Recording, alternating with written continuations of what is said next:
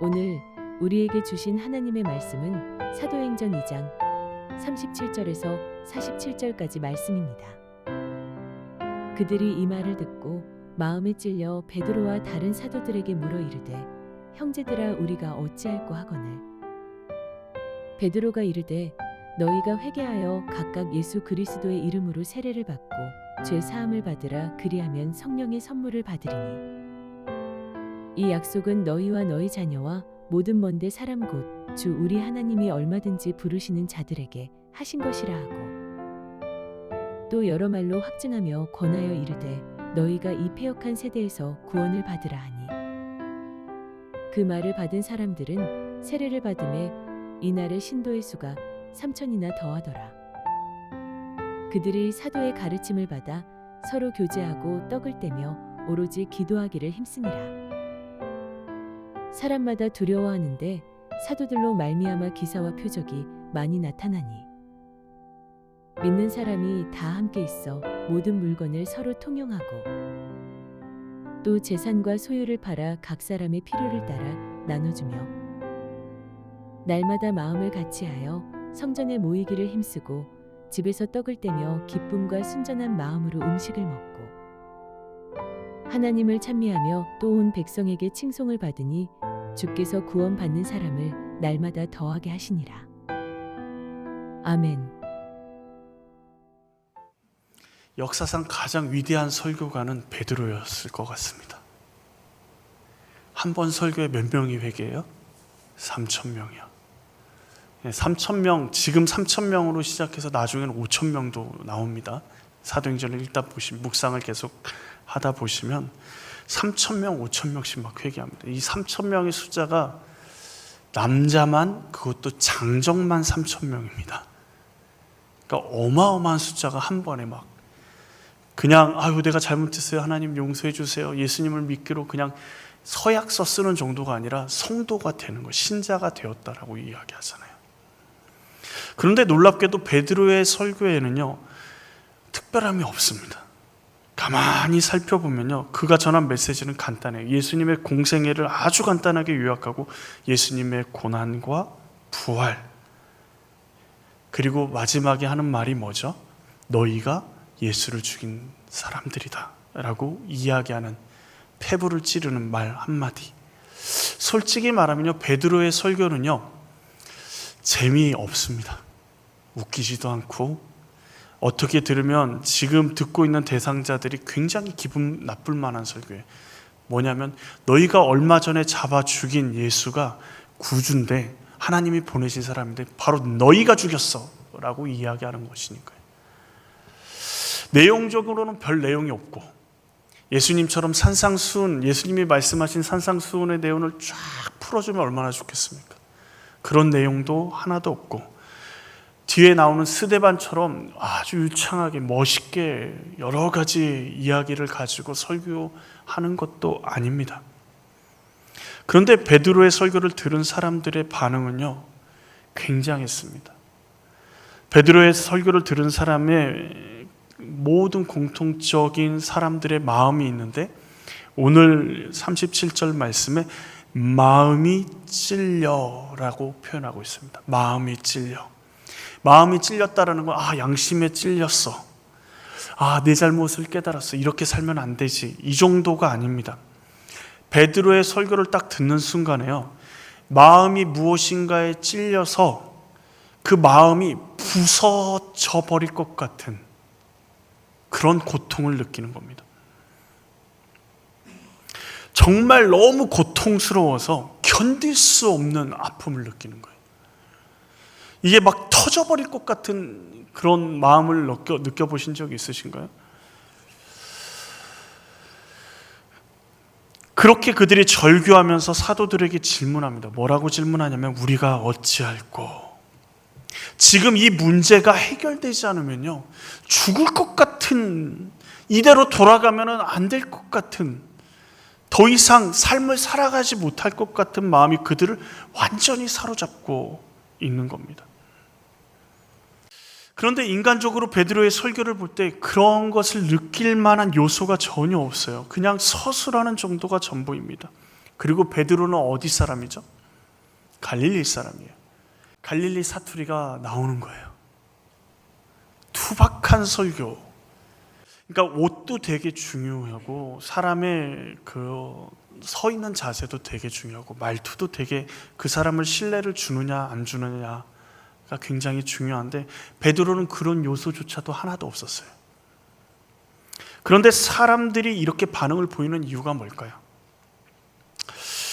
우리는 설교자 베드로에게서만 그 이유를 찾습니다. 베드로의 설교를요 분석해도, 그리고 베드로의 설교, 그리고 베드로의 그 모든 사항들을 생각해도요 베드로에게서는 이유가 없어요. 그런데 지금 이 사건, 이 설교 전에 어떤 사건이 있었습니까? 성령이 임재하시는 사건이 있었습니다. 그 말은 무슨 말이냐면 베드로의 설교 전에 이미 성령님께서 일하고 계셨다라는 겁니다. 오늘 설교하기까지 베드로는 얼마나 준비했을까요? 베드로를 예수님이 어떻게 준비시키셨죠?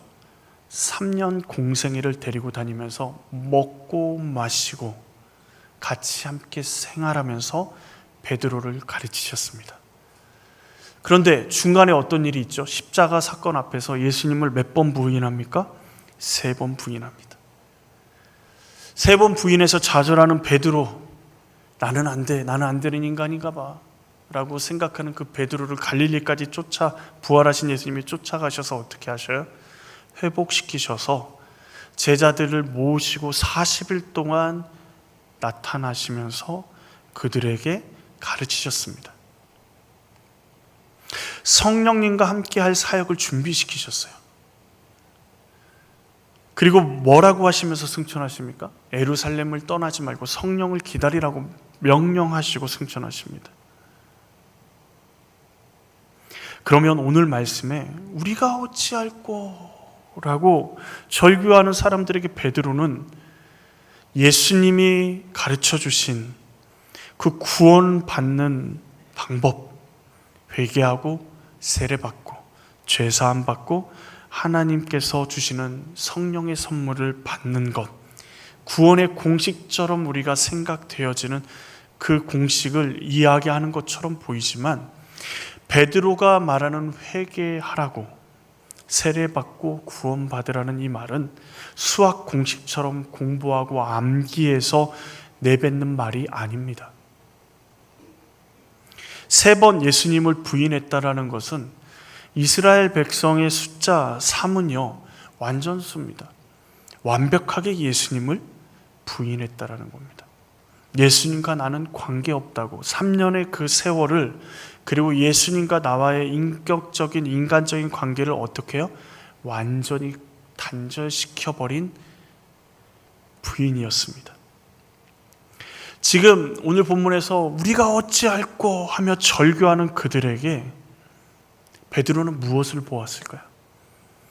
예수님을 3번 부인하고, 예수님을 3번 부인하고 제사장의 그 뜰에서 나와서 통곡하며 울었던 자신의 모습이 보이지 않았을까요? 그리고 예수님이 부활하시기 전까지, 그리고 부활하신 예수님을 만나기 전까지 매일 밤 자책하고 매일 밤 절망하고 날이 새면 다시 영혼을 잃은 것처럼 하루를 살아내고, 다시 밤만 되면 그 시간만 되면 닭이 우는 소리만 들어도 절규하고 절망하는, 자신의 마음이 완전히 무너져 버렸던 그때의 자신의 모습이 생각나지 않았을까요? 그리고 그때 예수님이 자신을 찾아오셔서 회복시켜 주시고, 도망친 갈릴리까지 찾아오셔서 숯불을 준비해서 먹이시고 베드로에게 사랑한다 말씀하시고 베드로의 사랑의 고백을 들은, 그래서 자신을 회복해 하시는 예수님의 용서하심과 위로하심과 사랑하심, 구원하심을 경험하고 자유함을 경험했던 본인의 그 경험들이 아마 한순간에 스쳐 지나가지 않았을까요? 베드로도 마음에 찔림이 있었고 회개했고 죄사함의 은혜를 누리고 부활하신 주님이 찾아와서 예수 그리스도로 자유케 되어지는 놀라운 은혜를 본인이 경험한 그 은혜를 가지고 회개하라고. 예수 그리스도를 구주로 영접하여 세례를 받으면 구원받을 수 있다고. 예수님을 너희가 죽였지만 거기서 끝난 것이 아니라고. 이 패역한 세대 가운데, 예수를 십자가에 못 박아 죽이는 이 세대 가운데 구원받을 수 있는 유일한 방법은 예수 이외에 다른 방법이 없다고 담대하게 선포하는 것입니다. 베드로가 설교를 잘한 것이 아니라요, 베드로가 예수님 안에서 예수님과 함께 잘 준비되어지고, 심지어 베드로의 실패 경험조차도 준비되어져서 성령님이 그와 함께 하시니까 어떤 역사가 일어나는 거예요? 하나님의 놀라운 역사가 일어나는 겁니다. 사람들이 보기에는요, 우리가 오늘 보기에는 3,000명이 회개했으니까 우리도 잘 준비되어서 성령이 우리 가운데 역사하시면 우리도 이야기하면 3,000명, 아니 우리가 복음을 전하는 그 사람이 회개하고 돌아오겠지 라고 생각하면 오산입니다. 하나님이 보시는 것은, 우리에게 요구하시는 것은 성령의 인도하심을 따라 순종하는 것을 요구하십니다. 성령님이 우리와 함께 하시고 우리에게 맡겨준 사명을 우리가 순종하며 감당하면 그것으로 우리는 된 것입니다. 3,000명이 회개하든 1명이 회개하든 그 결과는요, 우리 손에 달려있는 게 아니에요. 실제로 베드로의 설교는요, 어떻게 보면 정말 간단하고 이 설교로 3,000명이 회개했다고 생각되어질지 모르지만 인간적으로 훨씬 뛰어난 설교를 하는 스데반은 어땠습니까? 하나님 보좌 우편에 계시는 예수 그리스도를 바라봤습니다. 영의 눈을 열어서요. 그러기에 영적인 사람이 설교를 하면 사람들이 3,000명이 아니라 몇만 명이 회개하고 돌아와야 될 것 같은데, 스데반은 어떻게 됐죠? 돌을 맞아 죽었습니다.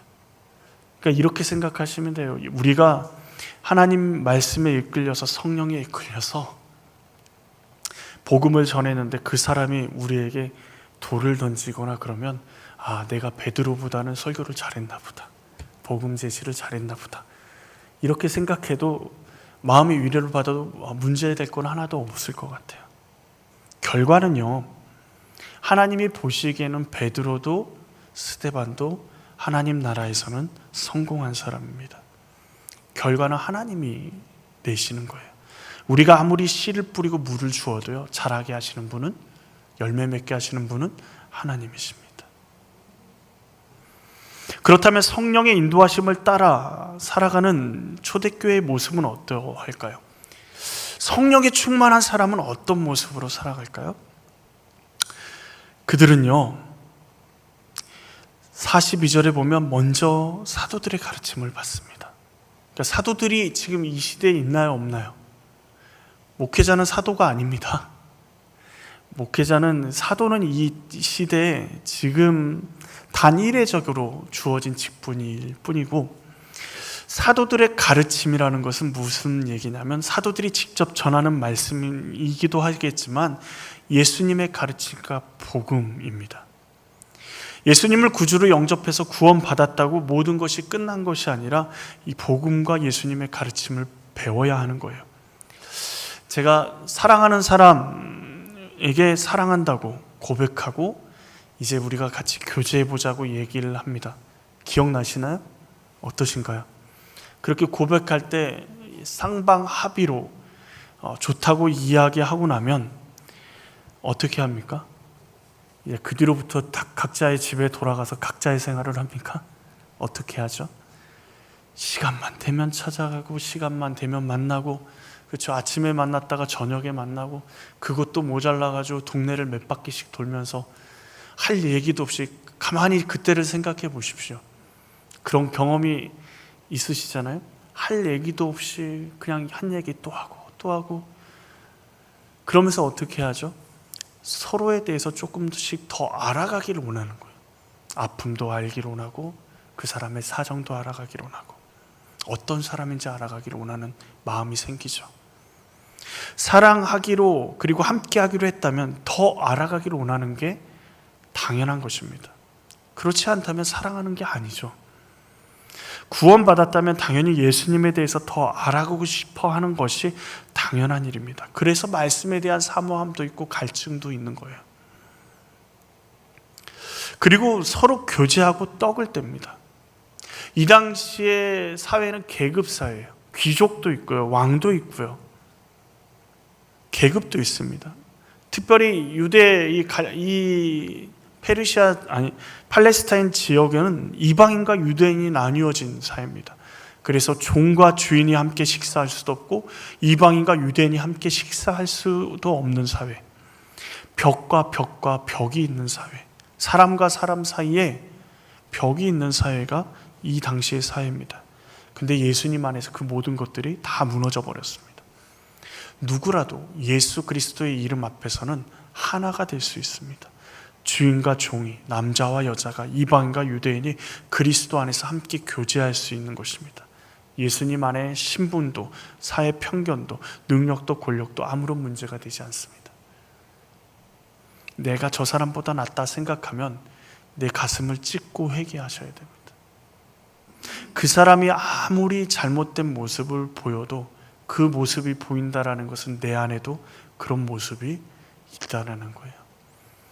하나님이 그 모습을 보여주시는 이유가 뭘까요? 그 사람을 비난하라고 보여주시는 게 아니라 회개하라고 보여주시는 거예요.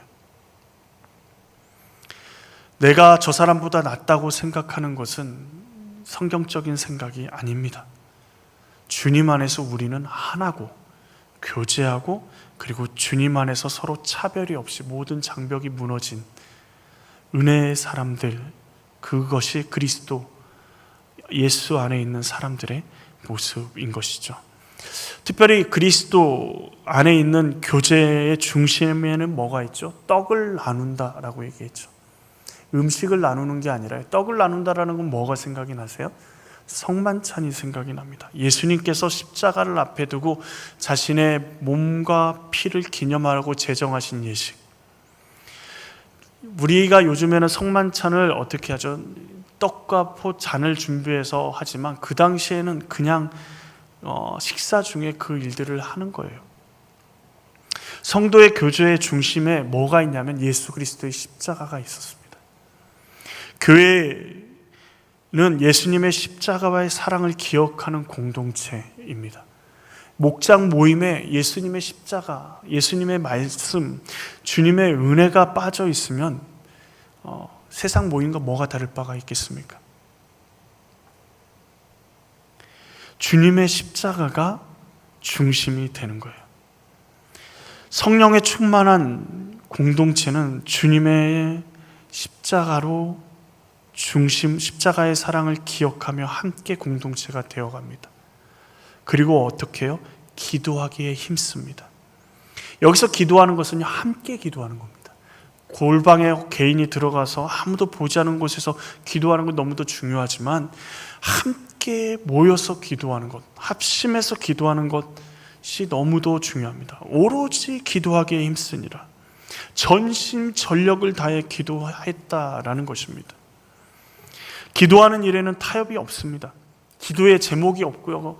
저는요, 한 5분 기도하면 기도 제목이 다 떨어집니다 라고 이야기하신다면 평소에 기도를 하지 않으신 분들입니다.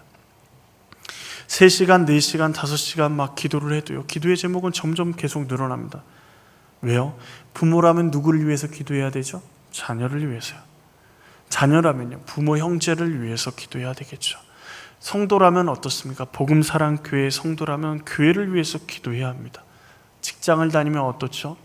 직장을 위해서, 동료들을 위해서 기도할 수밖에 없죠. 그리고 대한민국 국민이라면 어떡하죠? 이 국민, 이 나라, 대한민국을 위해서 기도하고 북녘 땅을 바라보면서 북한 땅을 위해서 기도합니다. 결국 세계 평화와 세계 구원까지 나아가죠. 하나님의 나라와 하나님의 뜻이 이 땅 가운데 이루어지기를 기도하는 자리까지 가다 보면요, 하루 종일 기도만 하고 있어도 시간이 모자랄 정도가 됩니다. 예수를 믿는다라는 것은 전심전력을 다해 기도함을 의미합니다. 어떻게 해요? 모일 때마다 함께 기도하는 거예요. 예수님을 구주로 영접하고 이렇게 기도하기를 힘쓰며 사도의 가르침을 받고 서로 교제하고 떡을 떼는 예수님 사랑의 중심이 되는 삶을 살아가는 초대교회 사람들이 어떻게 변하냐면 그들의 삶의 우선순위가 바뀌어 이전과 전혀 다른 삶을 살아갑니다. 소유하기보다 필요를 따라 나눌 수 있는 삶을 살게 됩니다. 이전의 삶은 어떻게 했냐면 물질, 성공, 인정, 명예, 그래서 어떻게 해요? 가지고 있는 재산, 소유, 이것을 얼마나 많이 가지고 있느냐, 얼마나 더 높은 자리에 올라가느냐, 어떻게 성공했느냐가 굉장히 중요한 이 사람들의 삶의 이유였습니다. 그런데 예수님을 영접하고 나니까 중요했던 물질이요, 중요했던 성공이요, 중요했던 사람들의 인정이요, 중요했던 높은 자리가요, 그렇게 중요한 게 아니게 돼버린 겁니다. 오히려 나와 아무런 관계도 없는, 내게 이익이 될 만한 사람이 아님에도 불구하고 어려움을 겪고 있는 성도를 위해서 내가 소중히 여겼던 그 재물을, 그 물질을 흘려보낼 수 있는 마음이 생기게 되는 겁니다. 뭐보다 뭐가 더 중요하게 되는 거예요? 믿음의 사람, 성도들의 그 아픔이 내 아픔으로 느껴지는 것입니다. 어떻게 이런 일이 가능할까요? 부모, 형제에게도 하기도 힘들어요. 그렇지 않으신가요? 부모님이 돌아가시면 형제들에게 우애 좋게 어려움을 당할 때 도와주는, 선뜻 손 내밀어서 도와주는 게 쉽지 않습니다. 그런데 오늘 초대교회 성도들은 어떻게 하고 있죠? 믿는 사람들이 44절에 다 함께 있어 모든 물건을 서로 통용하고 또 재산과 소유를 팔아 각 사람의 필요를 따라 나눠주며 라고 얘기하죠.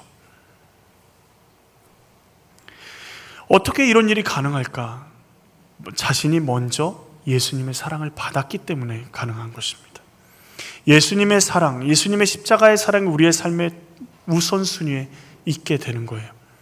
우리를 향한 예수님의 사랑이 우리의 중심이 되고 내 삶의 가장 소중한 것이 예수님이 나를 사랑하셔서 십자가에 달려 죽으신 그 예수님의 사랑이 우리에게 가장 소중한데, 그 사랑이 향하고 있는 성도가 지금 어려움을 겪고 있다면 나에게 가장 소중한 그 예수님의 사랑이 향한 그를 위해서 이 땅에 내가 여태까지 소중히 여겼던, 그렇지만 사라져버릴 그 재물과 그 소유를 팔아 도와주는 것, 나눠주는 것은 너무도 당연한 일이 되어버리는 것입니다.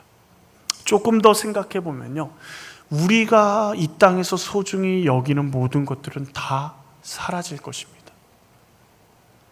우리가 이 땅에서 여기는, 소중히 여기는 관계들은요, 죽는 순간 다 사라집니다. 옆 사람을 한번 보십시오. 이 땅에서 끝날 사람들이 아니에요. 그러니까 서로의 마음을 긁을 수도 있고, 서로가 상처를 낼 수도 있고, 치열하게 다툴 수도 있지만 어떻게 해야 됩니까? 이 땅에서 끝날 사람이 아니라니까요. 하나님 나라에서 우리가 같이 하나님을 찬양해야 될 사람들 아니겠습니까?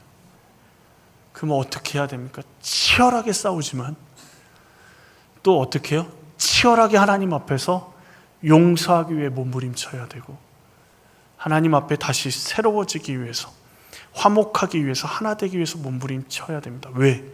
다시 안 보면 그만이지 라고 생각한다면 오산, 하나님 나라에서 우리는 만날 겁니다.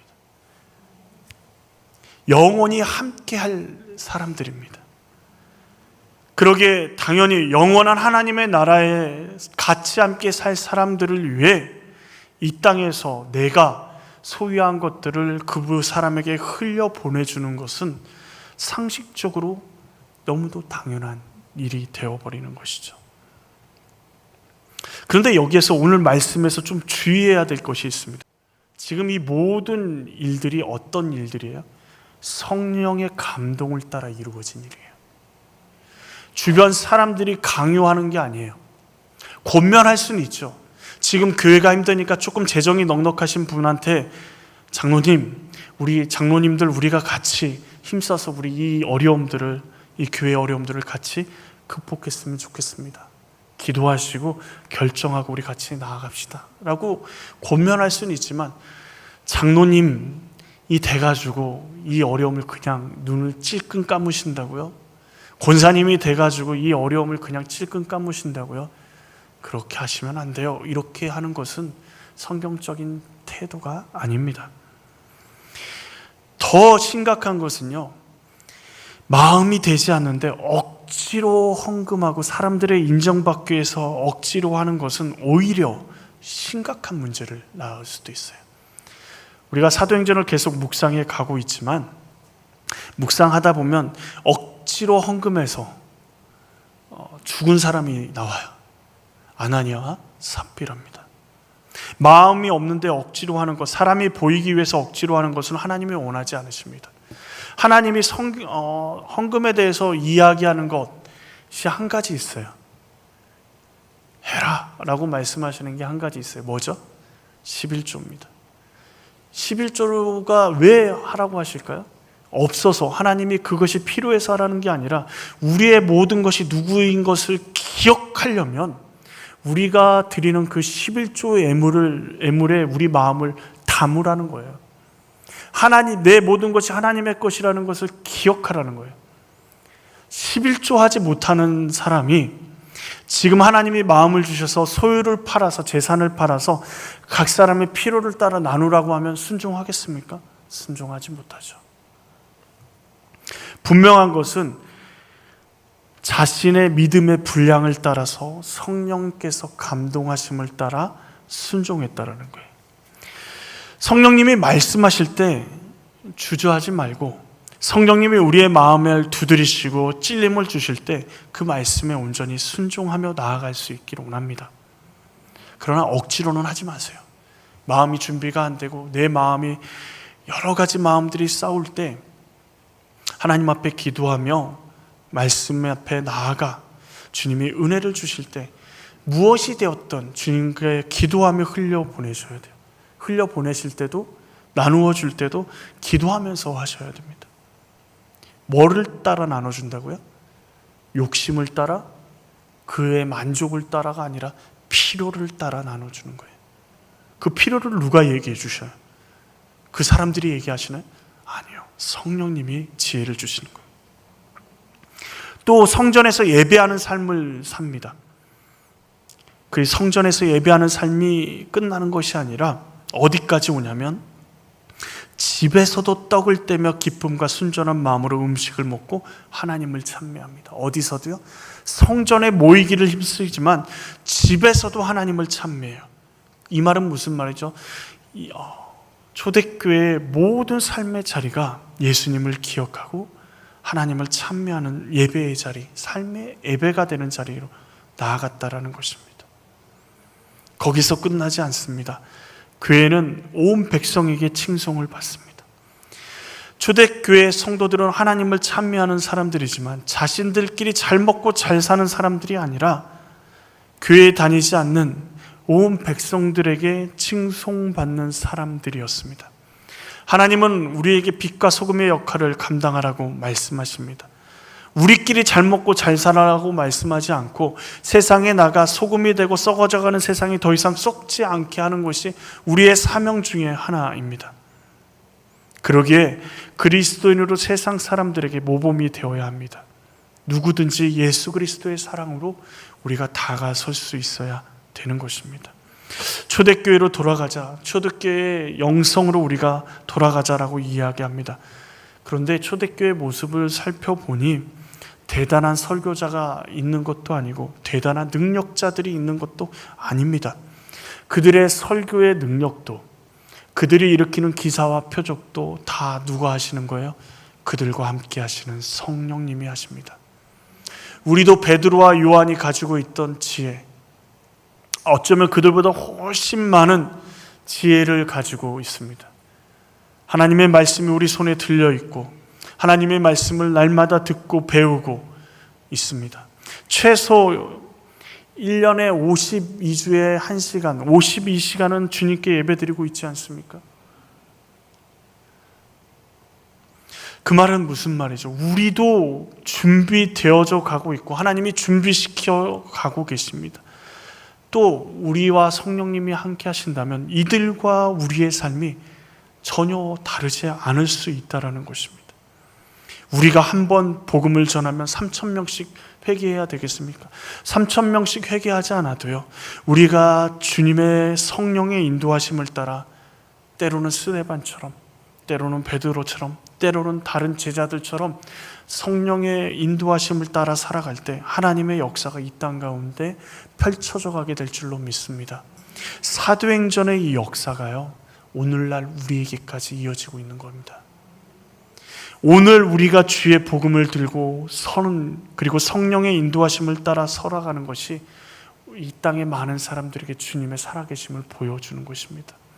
우리는 우리가 성령님께 순종할 뿐이지만 성령님은 우리의 섬김을 통해서, 우리의 흘려보냄을 통해서, 성령님께 순종함을 통해서 다른 사람에게 무엇을 경험하게 합니까? 내가 경험했던 하나님의 사랑을 경험하게 합니다. 베드로가 경험했던 구원의 은혜, 자유케 되는 감격, 죄 사함의 은혜를 지금 이 자리에 3,000명이나 되는 사람들이 동일하게 경험했던 것처럼 우리의 삶을 통해서 이 땅 가운데 흘러가게 될 줄로 믿습니다.